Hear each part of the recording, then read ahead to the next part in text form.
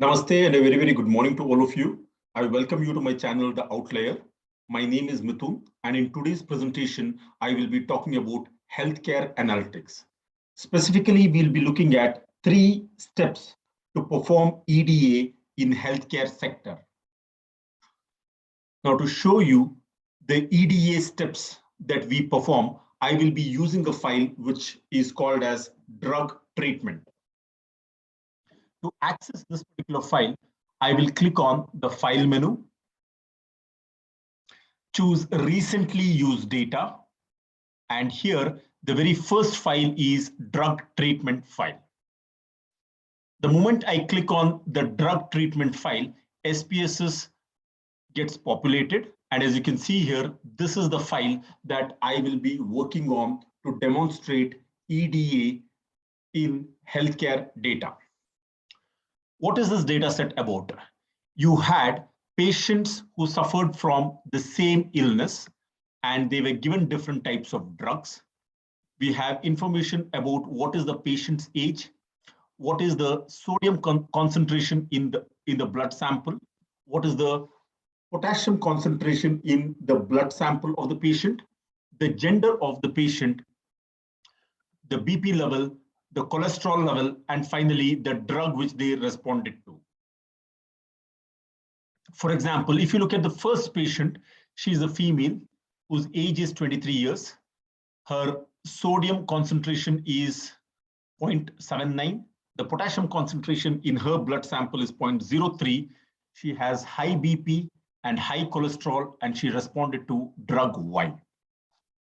If I scroll down, you can understand what is the sample size in this data set. The sample size is 200.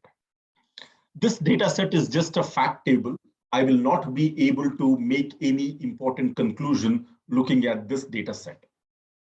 One of the most important things that you need to ask yourself is, when somebody gives a data set, ask yourself a simple question: does this data set tell me a story? Are there any important insights that I can pull out from the data?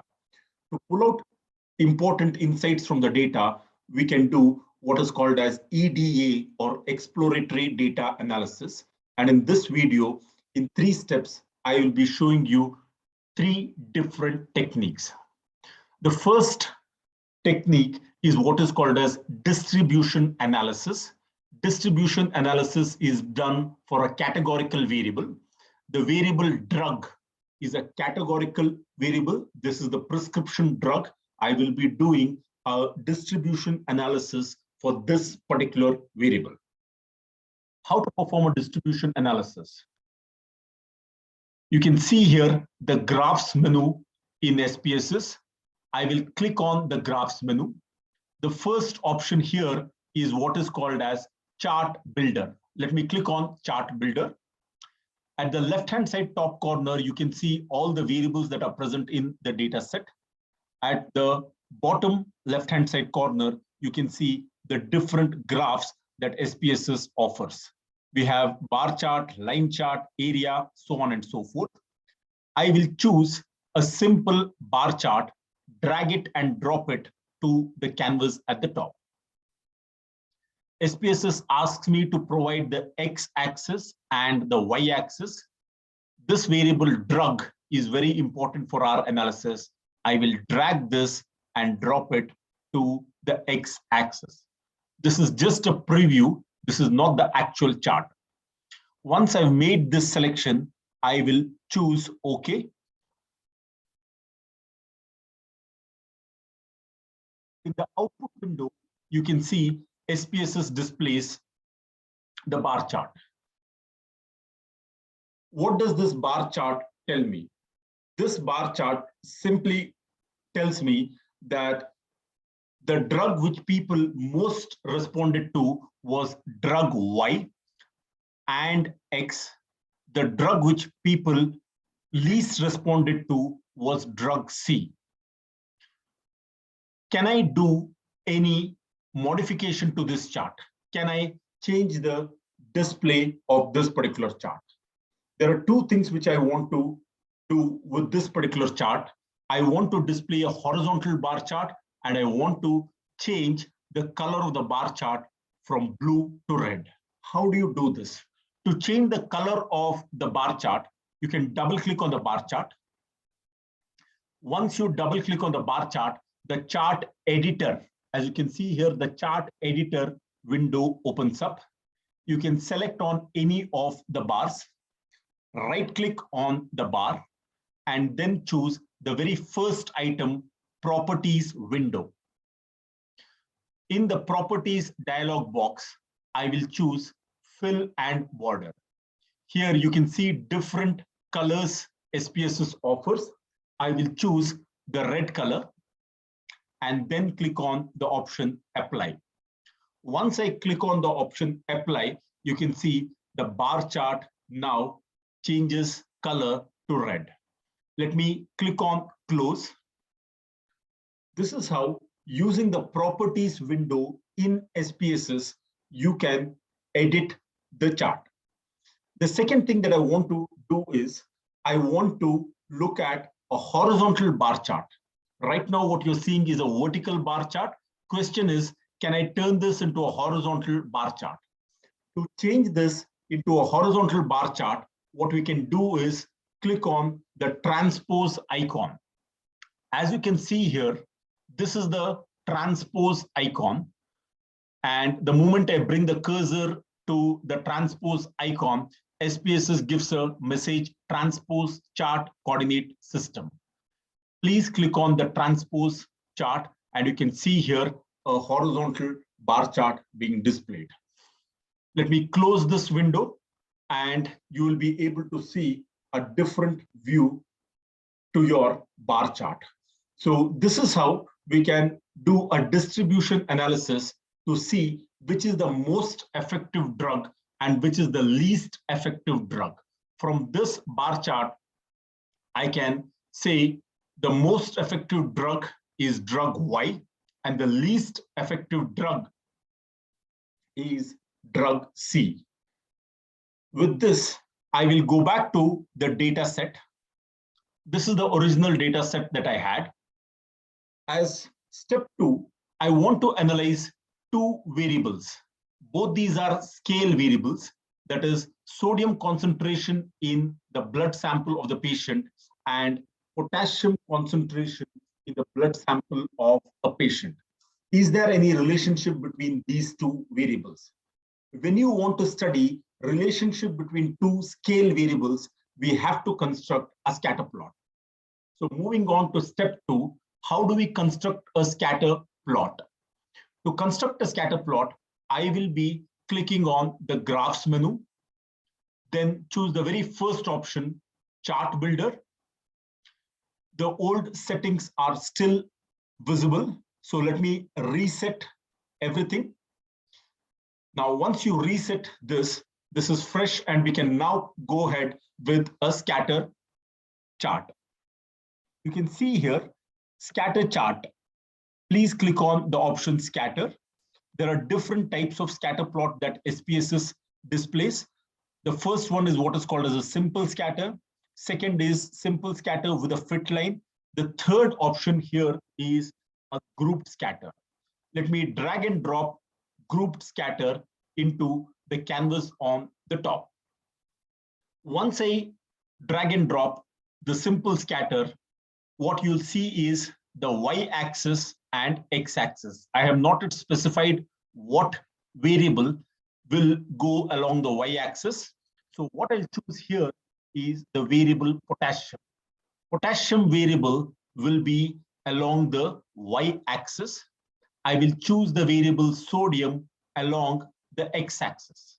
So this will give me the distribution of potassium concentration in blood versus the sodium concentration in the blood sample of a patient. At the top right-hand side corner, you see an option which says set color. I can color each of these data points with respect to a particular variable. I will choose the variable drug, drag this and drop it to set color. Once this is done, I will click on the option OK. SPSS produces a scatter plot, and this is how the scatter plot appears. As you can see here, The potassium concentration is along the y-axis. The sodium concentration is along the x-axis. You can see the legend here. The blue color circles correspond to drug A. The red color corresponds to drug B. Green corresponds to drug C. Orange corresponds to drug X. And yellow color circles correspond to drug Y. What do you see when you look at this particular chart? You see a lot of yellow colored dots here, and above a particular threshold, you see multiple colors, but no yellow color. This is a very, very interesting chart because this gives me an idea that there is a threshold of sodium to potassium concentration beyond which, above which, the drug could be any of the four drugs, drug A, drug B, drug C, or drug X. And below this particular threshold, the drug that patients respond to will always be drug Y. What is that optimal threshold? That is still not clear. But it is quite clear that you have a prominent region here in this space where you can only see yellow colored circles indicating that there is a specific threshold above which you can always suggest drug Y. Which is that threshold? That is still not clear. Now, can I do a deep dive into this graph?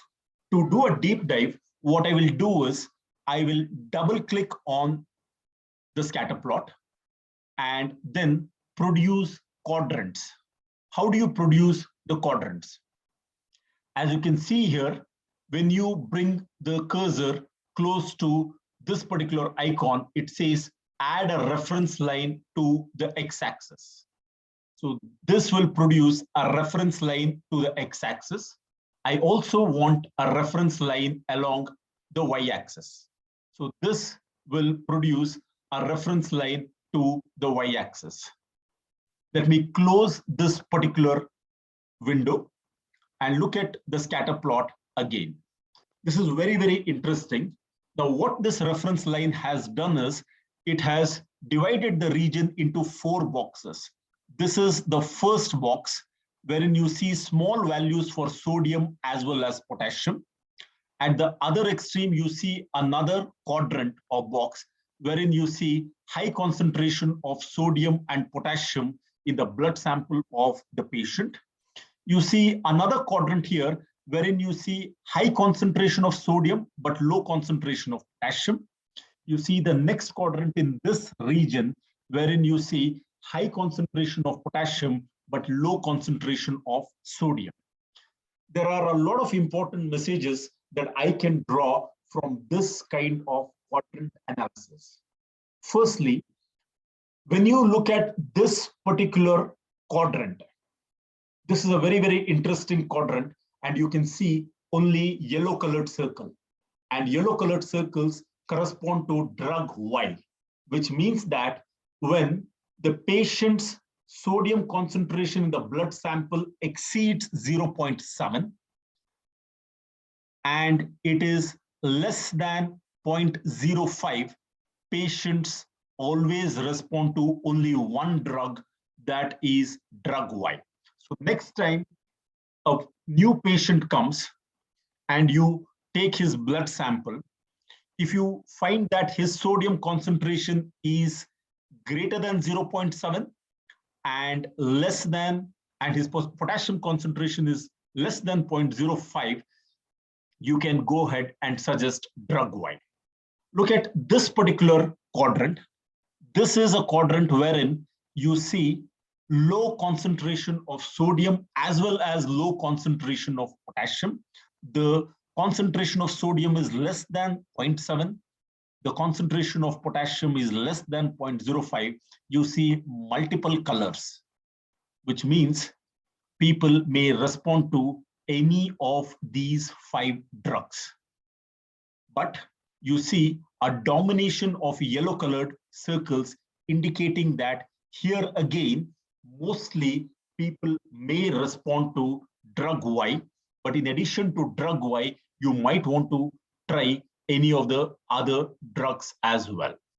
Let's look at this particular quadrant, the quadrant 3. I'm calling this as quadrant 1. This is quadrant 2. We saw that people in quadrant 2 mostly responded to drug Y. Let's now move on to quadrant 3. This is a quadrant wherein you see high concentration of sodium as well as high concentration of potassium. And you see multiple colors here. The number of yellow colored circles here reduces, and you see a domination of other circles, indicating that people may respond to any of the drugs like drug A, drug B, drug C, drug X. Sometimes they may also respond to drug Y. It is not very conclusive as to which one drug you need to suggest for people belonging to this particular quadrant. Let's look at the last quadrant here. What is really conspicuous and interesting here is that you see multiple colors except the color yellow, indicating that people in this quadrant, patients who fall in this quadrant, that is high potassium concentration in blood, but low sodium concentration in the blood, they may respond to any of the 4 drugs, but they don't respond to drug Y. I repeat, people in this quadrant may respond to any of the 4 drugs like drug A, B, C, or X, but they do not respond to drug Y. To just summarize what is the inference of this chart, I can clearly see here that people belonging to this quadrant may respond to drug Y or any of the other drugs, but predominantly drug Y. People in this quadrant, which is the second quadrant, only respond to drug Y and no other drug. When you move to quadrant 3, you see people may predominantly respond to one of the 4 drugs, namely drug A, B, C, or X, but they don't respond to drug Y. And people within the fourth quadrant may respond to any of the 4 drugs like A, B, C, or X, but they certainly don't respond to drug Y. Now, this particular chart tells me another important thing, that is, we need to identify a proper threshold, a precise threshold, beyond which I can say people always respond to drug Y, below which people may respond to any other drug.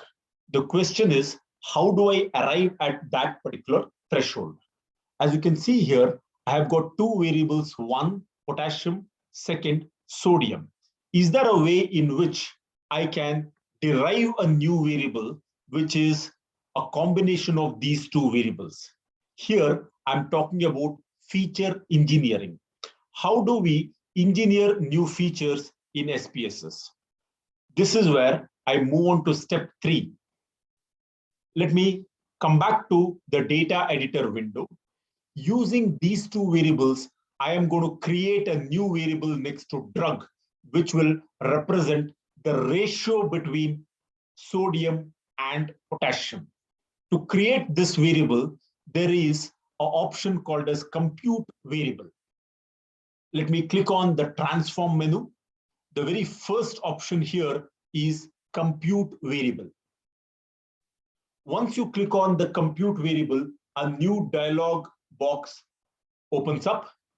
Here, you have to specify the target variable. The target variable here will be sodium underscore potassium.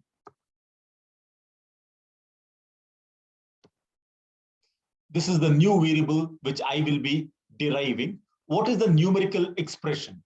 I will be taking sodium. Let me click on this particular arrow, put the division symbol, and then use the potassium as the denominator. So this is a very simple calculation wherein I'm taking the ratio between sodium and potassium, and I'm naming this particular variable as sodium underscore potassium. Let me click on the option OK. Once you click on the option OK, in the output window, you don't see much. Let me go back to the data editor window. You can see here what SPSS has done. SPSS has simply divided 0.79 and 0.03, and it has created a new variable called as sodium to potassium ratio.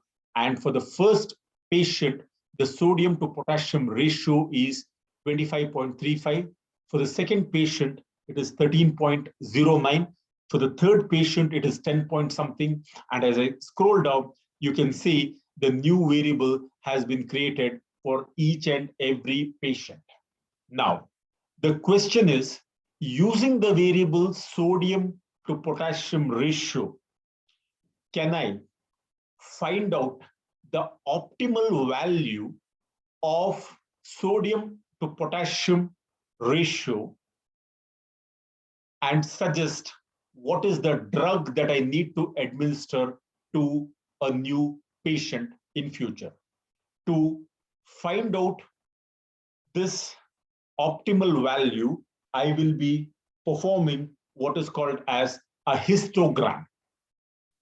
To construct a histogram, what I will do is I will click on the graphs option. The very first option here is chart builder. Let me click on the chart builder. A new dialog box opens. As you can see here, the old settings for the scatter plot are still visible. Let me reset this entire graph. Here, I am not going to be using a scatter plot. I will be choosing what is called as a histogram. I want to choose a histogram in this particular analysis. Again, you see 4 different types of histogram. The first one is a simple histogram.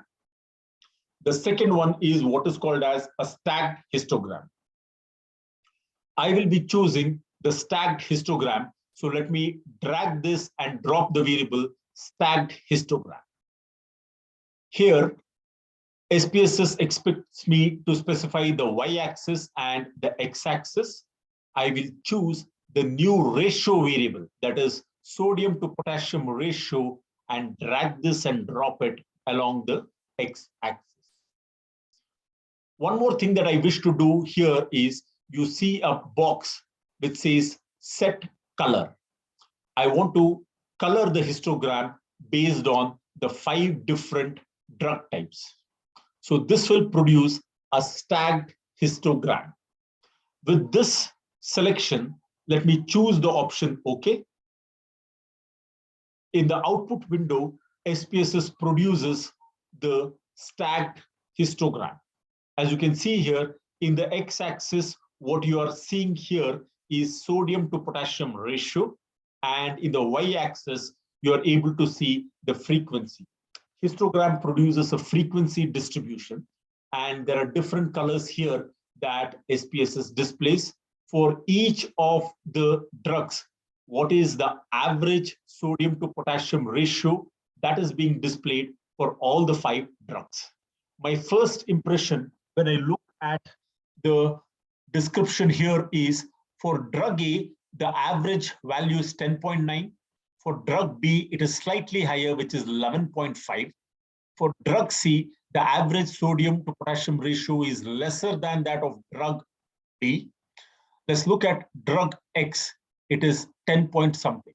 So for the first 4 drugs, that is drug A, drug B, and drug C, the average of sodium to potassium ratio is around 10 point something. But what is really, really interesting here is drug Y.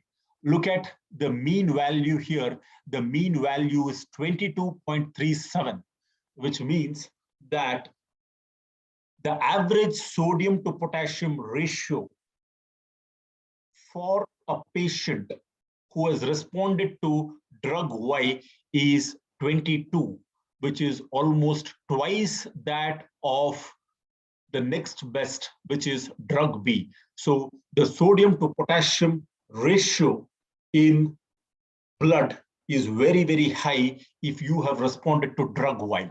The next very, very important statistic that I'd like to draw your attention to is standard deviation. Look at the numbers here. For drug A, it is 2 point something. Drug B, it is 1 point something.